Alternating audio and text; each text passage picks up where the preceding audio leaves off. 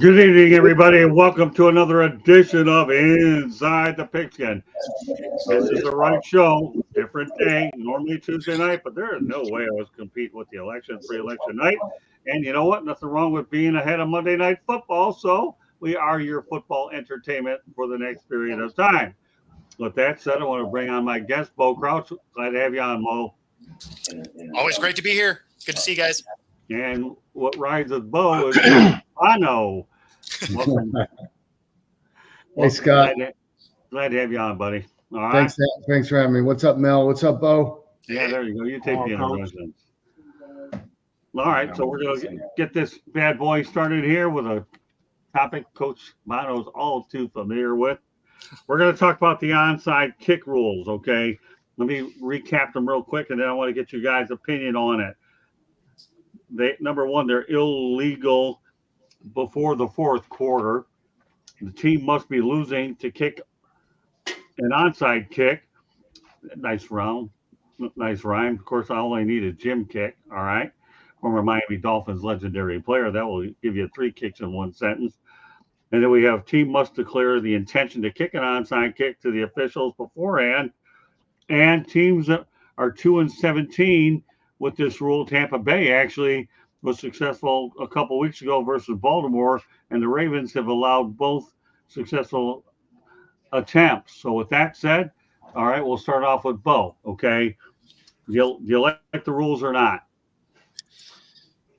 For the onside kick, Yeah.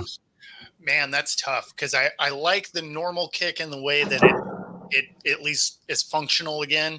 I don't like what they've done with the onside kick by limiting when you can do it, how it is you have to prepare for it. Obviously there's a little bit different technique because it also has a drop zone that it has to land in, which kind of gets rid of some of those harder squibs if you have some real fast gunners to try and outrun guys. So, I mean, there's elements of it that I'm not a huge fan of for the onside kick. They took a play that's hard to convert and just made it harder. So it's one of those things where I'm glad it still exists, but in its current form, they got some tweaks to do. Okay, we'll turn over to Mel. Yeah, I don't particularly care for it because you have to declare it. I think the element of surprise. I think you lose that obviously. And a lot of teams like to do that. Sometimes you see different things with kickoff return teams. You notice that they just kind of take off. They just kind of take for granted that the ball is going to get kicked deep, and you lose that opportunity with that element of surprise. I don't particularly care for that part of the new kickoff rule. And then, I saw a pretty hard collision the other day. Well, I think it was yesterday I saw a pretty hard collision. So, I mean, it's not really taking the collisions out of it necessarily. I mean, obviously it probably does. I don't think it's doing what it intended to do as far as really increasing the number of returns, because I think you really need to penalize the kicking team, the kicking team need to really penalize the kicking team for kicking the ball through the end zone. There needs to be some incentive for them to kick the ball in play so that you have that return play. But as far there are more, I guess there are a few more returns, and we've seen some returns that have been taken back. But I don't like it when you have to declare it because it takes an element of surprise. There are opportunities in the game where you are able to do a little kickoff return. The Lions used to do that. You're able to do a little onside kick, and you're able to recover the ball because the guys just take off. They don't even watch the ball come off the tee, and they just take off, and you have an opportunity to steal a possession. And we know, it's particularly in the playoffs, every possession is huge. We'll talk to the guy that coached special teams forever, Coach Bono. Well, first of all, we have to recognize the fact that this was never a very high percentage play, right? And it's always been a very dangerous play. And, the more we've tried to legislate this rule, the first thing they did was limit the number of players you could have on one side of the kicker. It used to be you could have a 10-man overload. Then they went to strictly a 6-man or 5-man, even. Then, when they took the running start out of the kickoff, or and everybody was on the line of scrimmage, that reduced it even more, cut down on the collisions, but the conversion rate went, really bottomed out, and that's where we're at right now with the play. You throw in now the dynamic kickoff, which now eliminates the surprise onside kick, and you have to declare when you're kicking an onside kick, which, it's back to the obvious situations in the fourth quarter, et cetera. I'm almost to the point where I'm in favor of them, instead, figure out what the old percentage was, and then figure out a down and distance that would be comparable, and let a team go for instead of declaring an onside kick, you're going to declare to try to retain possession, and it'll be 4th and whatever 20, and they have you put the offense and the defense out there, you put the people out there that you're paying a lot of money to, because on the hands team, well, maybe your hands team because you got starting wide receivers, but on your onside kick team, you don't have a lot of high paid players on that, and let the high priced offensive defensive coordinators do their job and settle it that way, because I just think right now we're hanging on to tradition with that play, but we've already thrown a bunch of tradition out the window with it. I think it'd be more exciting for the fans, and would be something that would be a little bit more realistic opportunity to convert it if you just ran an offensive play. The only thing I'll say to close out the topic is this: the element of surprise is gone. They have some work to do in the play. Yep. That's all. Yeah, all that right. 4th and 20 would have that was kind of brought out there is definitely the way I thought they were going to go, rather than what they've done to make it almost impossible to convert. Yeah, I mean, the element of surprise. And the thing they did 2 years ago now was they changed the hands team configuration, right? You used to look at a hands team, you'd have 10 players within 5 yards of the restraining line, and then you'd have one guy deep. Right now you can only have 9 people up, so you're trying to bring the 10th guy up, but that really hasn't changed. It's not affected the conversion rate or the success rate like they thought it was. And the biggest issue with it right now is that the covering players are starting from a dead stop. They don't have a run up anymore, and so that alone affected the timing of the play in terms of getting players. It's really hard to get it. You can have a perfectly kicked ball. It's just really hard to get anybody in position to field it. Yeah, once again, I'll reiterate one last time. And the ones that have been successful, I'll add this, are because the receiving teams have screwed it up, and not because the kicking teams have done anything remarkable. Yep. Excellent point to close it out. Again, Mel said it, a hell of a surprise. The fact that the only team trailing takes a certain dimension out of it, but, again, I do see it being tweaked. They had to try it this way, gauge reaction and so forth. Speaking of the Tampa Bay Bucks, they do travel tonight, play the Kansas City Chiefs on Monday Night Football. So, Bo, what can we expect tonight? You can expect Tampa Bay to get beat up. Mm-hmm. They, going into that, now if you have their tight end on your fantasy team, he's going to get fed a lot. But being down their top 2 receivers, KC's probably going to roll through this pretty easily. Okay, fair enough. Coach? I think Kansas City, as long as they handle their business and don't get too cute and don't turn the ball over and that sort of thing, then they should win easily. Yeah, get ready to see a lot of Patrick Mahomes or Travis Kelce tonight. Yep. Mel? I hope that Kansas City wins. I mean, Patrick Mahomes is my quarterback on my fantasy team, yeah. So that will help tremendously. Although I have an insurmountable lead as it is right now, but don't be surprised. I know Tampa's got some injuries at the receiver position, but don't be surprised. I mean, they've been pretty gritty all year long, so don't be surprised if it's a close game because, mind you, now Kansas City has not been playing all that well. Patrick Mahomes hasn't been playing all that well. I believe he has more interceptions right now than he has touchdowns. So he hasn't been playing typical Pat Mahomes type quarterback. So don't be surprised if the game is a little bit closer than what you might think it would be. Well, if it's going to get any closer, the guy that's going to make it that way is Baker Mayfield. He's done a pretty good job, actually, since he's been there. And don't sell Todd Bowles short as a coach either. I mean, this guy, I think he's one of the better young coaches in the league for sure.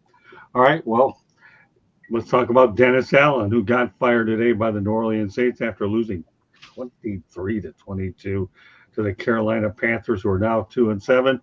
Allen has posted an 18-25 record in 43 games as a Saints head coach.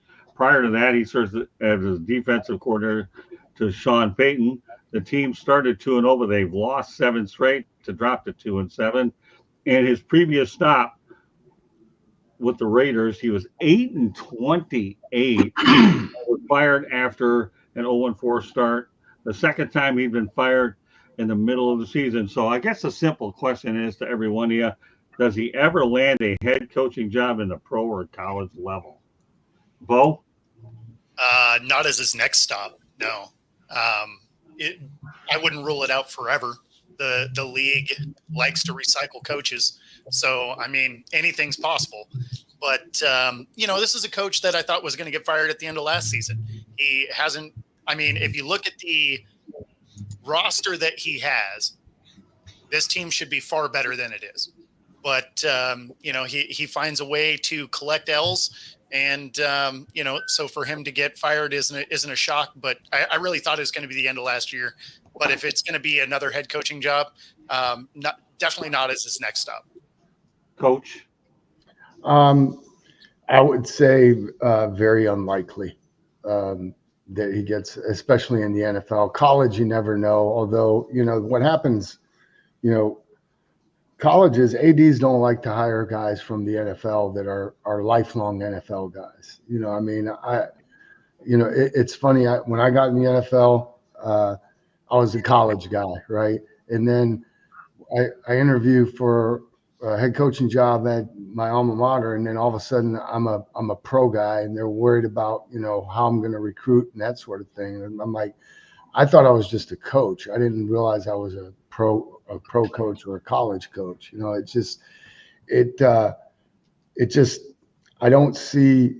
definitely don't see it happening in the NFL. I'd say it probably not likely.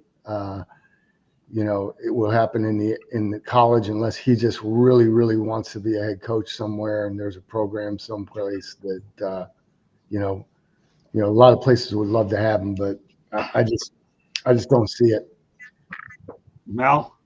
No, I don't even see him getting a head coaching job in high school. And it's nothing personal. I mean, I've said it before. I mean, I've never been really high on the guy. And I don't like to see people lose their jobs or anything like that. I'm not, excited because he lost his job. I just never particularly. I mean, he didn't do a very good job when he was with the Raiders, and he was just hanging on here with the Saints. So, yeah, I mean, it seems that he's a good. Some guys are just better at coordinators, and it seems that he was just better being a coordinator than he is, being a head coach. So he'll probably get another opportunity to be a defensive coordinator. I'm sure he'll get that opportunity, but he's had 2 bites at the apple. I mean, that's it. He's not gonna. I don't see him getting another opportunity as a head coach in the NFL. And that's the thing too, is like he's a defensive coach, but they're dead last in total defense right now. I mean, that's the other thing that didn't bode well for him, right? It's not like, Robert Saleh, I mean, they were number 2, I think. They were the top 5 in defense, and he still lost his job. Yeah, I mean, that's crazy.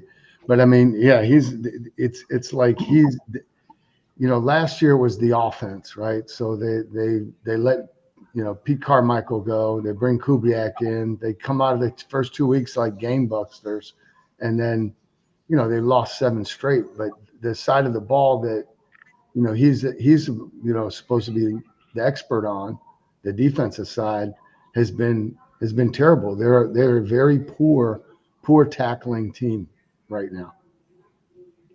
Yeah, I'm not holding my breath to get another job.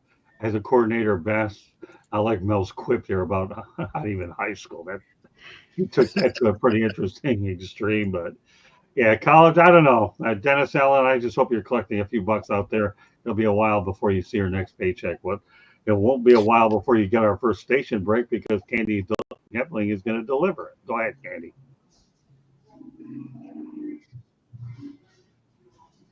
You're muted. You are listening to the South Florida Tribune YouTube channel. We actually published a book last November. It is called Lessons from the Microphone, Tuning into the Enduring Wisdom of Visionary Leaders. It is written by your host, Scott, the Motor City Madmouth Morganroth. It talks about media and how media has changed over his 40-plus years in the industry. It is available for purchase. It's a great gift idea. On Amazon, Barnes & Noble, Kindle, Apple, and Google Books. There's also a link on our website, www.southfloridatribune.com. If you have any show ideas or want to be a guest, email us at southfloridatribune@gmail.com. If you like to listen to podcasts, you can listen to us wherever your podcast. Monday nights is typically baseball, and Tuesday nights is typically football, but we're honoring football by moving it because we want you to do your civic duty and get out and vote tomorrow. I'm not going to tell you who to vote for. Just do your civic duty and vote. If you don't vote, you can't complain. Let's put it that way. So Wednesday nights, Thursday nights, we talk any sports goes. And then Thursday nights on Fire Up Florida, we talk hockey. Let's see what else. If there's a red subscribe button, that means you haven't hit it. Liked us, share us with all your friends and family. If you want to advertise, call Scott, 954-304-4941. Our Twitter or X handle is @TribuneSouth. Back to you, Scott. Thank you very much, Candy. All right. Guess what? The Carolina Panthers will be back in action. But this time they're going to be in the International Series, which resumes on NFL Network on Sunday at 9:30 a.m. Eastern Time. The matchup is the New York Giants 2-7 versus the Carolina Panthers 2-7 in Munich, Germany. So let me ask you a question, guys. What is Europe getting from this matchup? I mean, I guess I'll go first. I feel bad for the international market getting this game. I mean, you know, they're going to sell it out anyway, so I guess it doesn't matter. Kudos to the NFL. But, I mean, it's going to be bad football. And I never like to see bad football. It's essentially a primetime game because it's the only thing going to be on. I'm going to watch it begrudgingly.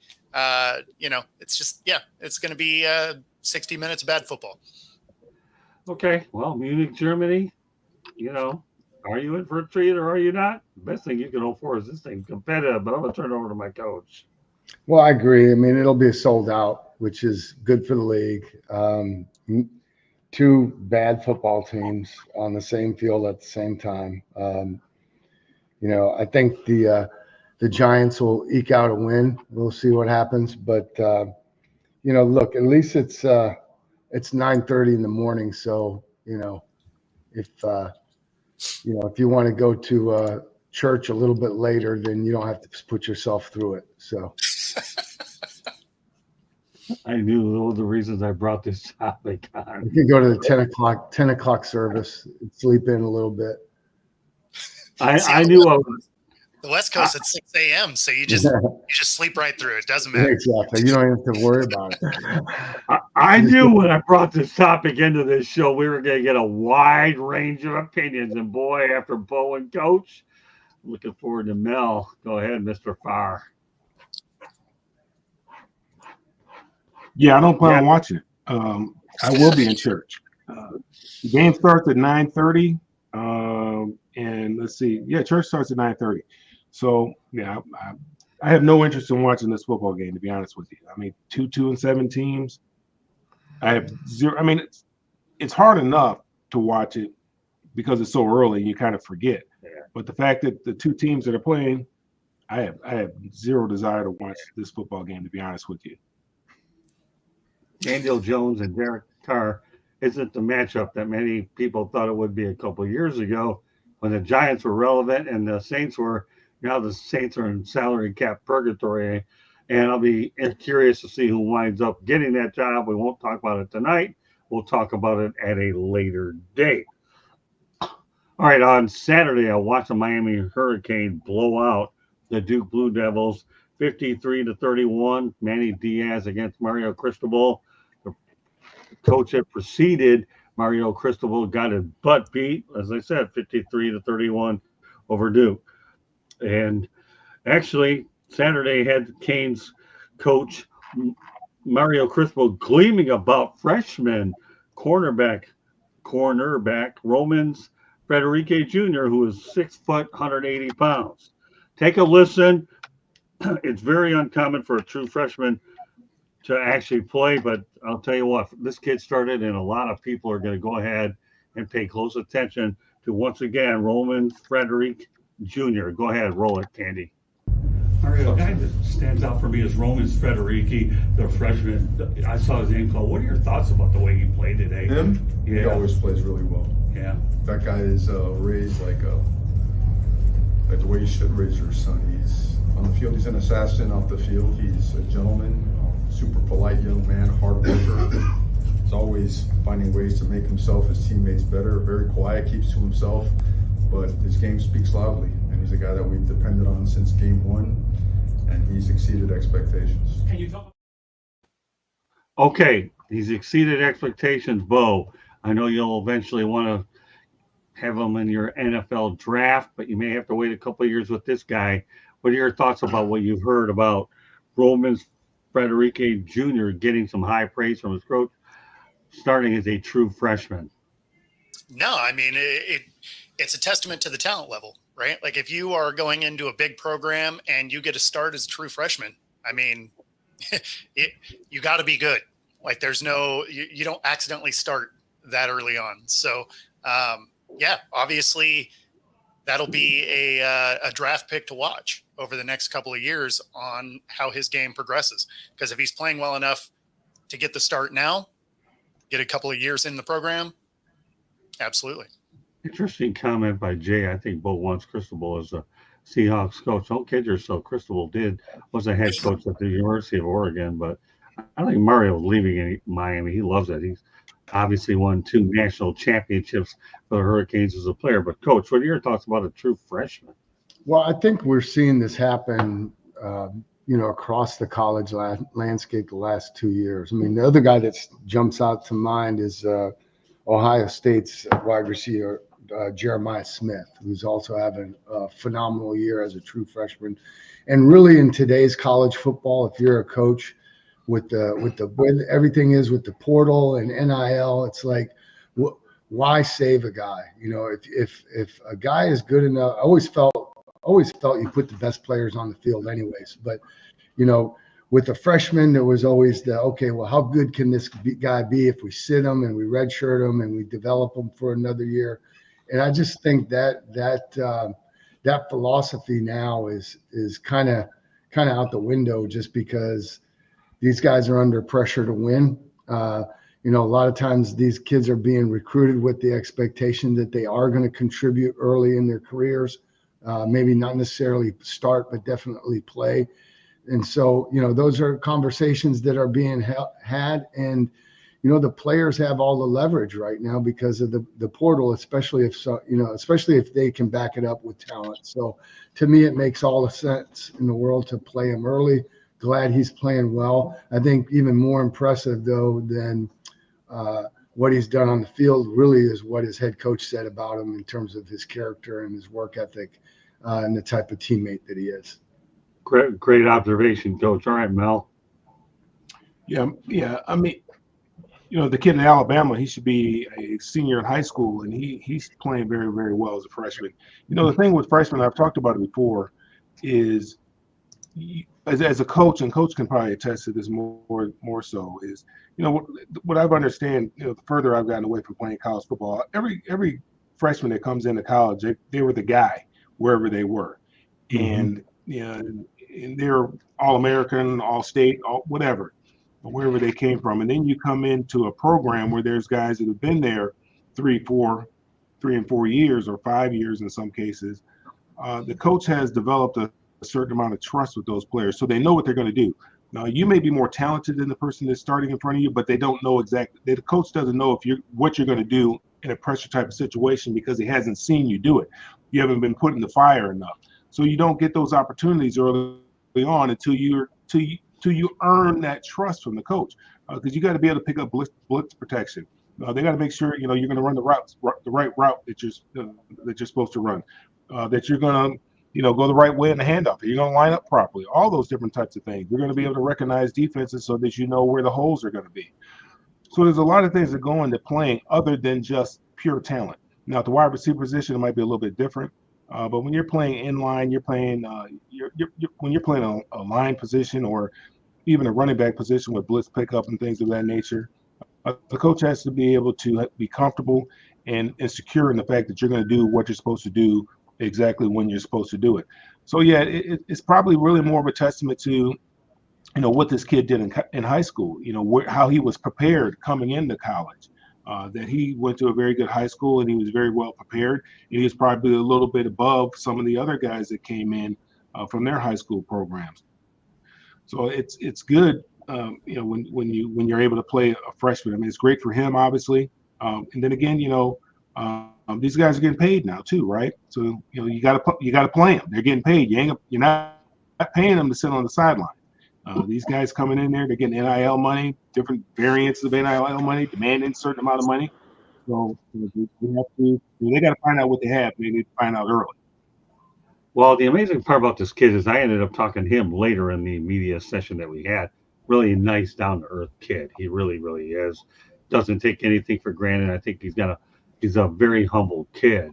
But when you're talking about playing a guy who's a true freshman, mind you, okay, on a 9-0 team, which is, I believe they moved up to number 4 in the polls. I don't know for sure, but I have a feeling that they are. That's pretty impressive to let alone playing for a top-tier team that has a chance at a national championship. So I think this whole story is great and works with Mario Cristobal. That's a testament to his recruiting, too. Let's look at Jay's comment. Coach, have you ever played someone because of seniority?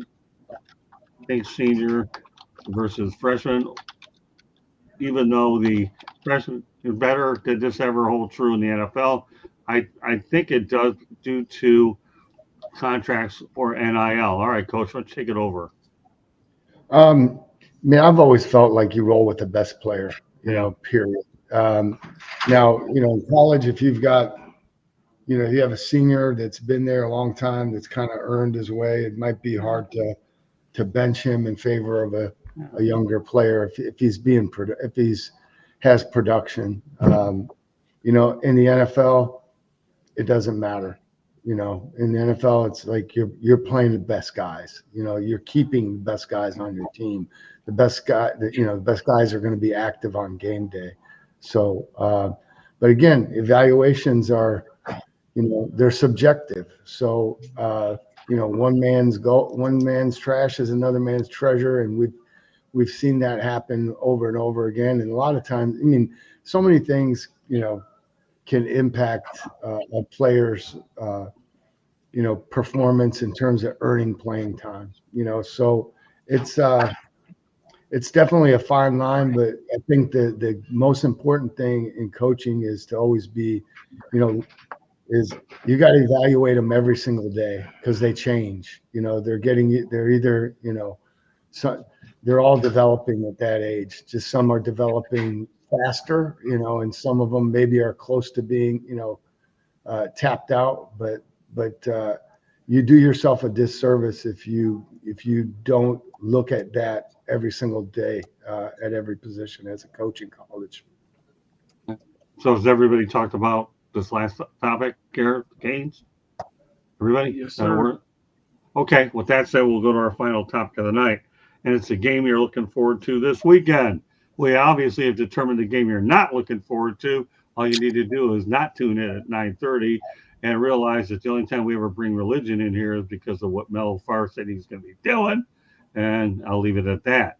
So, all right, Bo, the game you're looking forward to this weekend. It's probably the Steelers and the Commanders. Okay. It's a game I want to see what they actually are, right? Like these are two teams that should be able to test their mettle against each other. This is probably the game that I'm most looking forward to this weekend. Fair enough. Okay, Coach. I'll second that one. The other one is that's interesting to me is like I want to see how Detroit, how they react to winning in Green Bay. It's a big, it was a big week for them. Going down to Houston, I still think Houston's a pretty good team. They're a good team. I'm just interested to see how that matchup works out. I think that will be a close game. Well, that game will be, by the way, just so you know, on Sunday Night Football at 8:20 p.m. Detroit is at Houston. So just in case you want to, you'll have all day to do what you want, and then you can watch the Lions and the Texans at night. Okay, Mel? I'm looking forward to the Commanders game and the Pittsburgh game as well. That was a game I kind of pointed out because I think it's going to be kind of a litmus test for Pittsburgh to kind of really see where they are because they, haven't necessarily really played anybody, even though I know that, this is the NFL, but it'll kind of give you because they're 6-2 right now, and nobody expected them to be 6-2 at this point. And so I think it'll be good to see, against a pretty good team, what they're capable of, what they really have, and also, for them to see, what they have in Russell Wilson. I mean, we still, we've seen a little bit, but still like to see more of, what they have with Russell Wilson. So I think it'll be interesting. I think that'll be an interesting game. And then of course, I have an interest in the Detroit game at Houston. Houston is, they're hurt. They got a lot of people hurt. I don't think the Lions are going to have a problem with that game.